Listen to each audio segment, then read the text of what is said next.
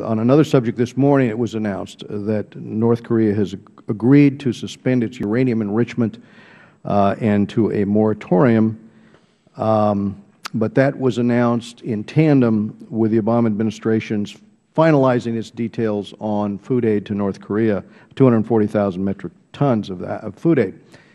I had legislation passed last year that prohibited food aid to any country that diverted it for unauthorized use. And I'll just explain my concern here. The French NGOs told us of monitoring the food aid, which ended up on the food exchange in North Korea's capital. And likewise, we have numerous examples of citing of how food aid went to the military in North Korea.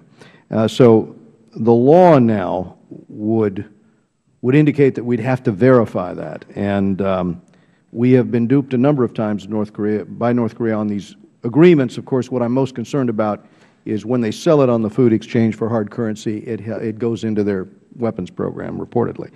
So I would ask you about that and get your response. Well, first of all, I think you're right to be cautious. We are too. The provision of humanitarian assistance is something that we do because of the concern we have for the welfare and well-being of people, including those who are starving in North Korea. And we've done a series of assessments and concluded that a targeted 240,000 metric ton nutritional assistance package that targets the key vulnerable groups, mostly women and children, is merited. But before any assistance program could begin, we have to reach agreement on monitoring mechanisms to ensure that the food is reaching the people that we intend it for. That will be our responsibility, to try to set up those mechanisms and to be as sure as we can be that it's going to be put to the right use. Thank you, Madam Secretary, and within the confines of the new law, because we do have to verify this.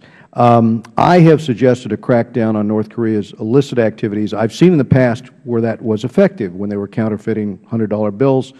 We had the sanctions on the Banco Delta Asia.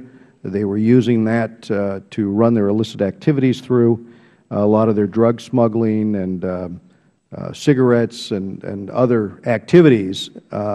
When you cut off that kind of currency, you force the regime to come to the table. And I guess one of my great frustrations was, although we shut that down for a number of months, and he couldn't pay his generals, and the words we were getting back from defectors was that they couldn't get the parts. There was a piece for a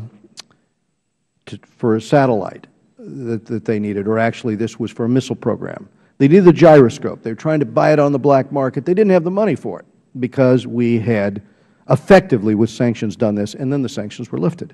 My hope would be that the administration would approach this from the standpoint that that could be effective. And I wanted to ask about whether the administration was going to follow through on the illicit activities.